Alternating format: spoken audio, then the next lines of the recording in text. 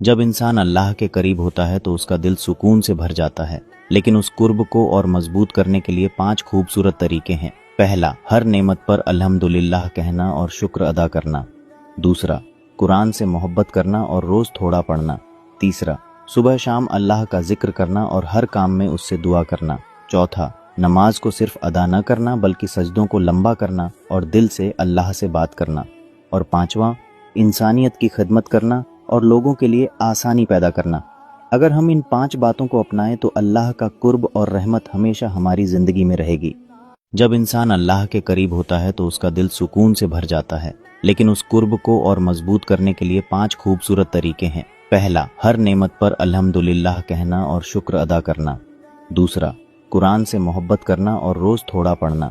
तीसरा, सुबह शाम अल्लाह का जिक्र करना और हर काम में उससे दुआ करना। चौथा, नमाज को सिर्फ अदा न करना बल्कि सजदों को लंबा करना और दिल से अल्लाह से बात करना।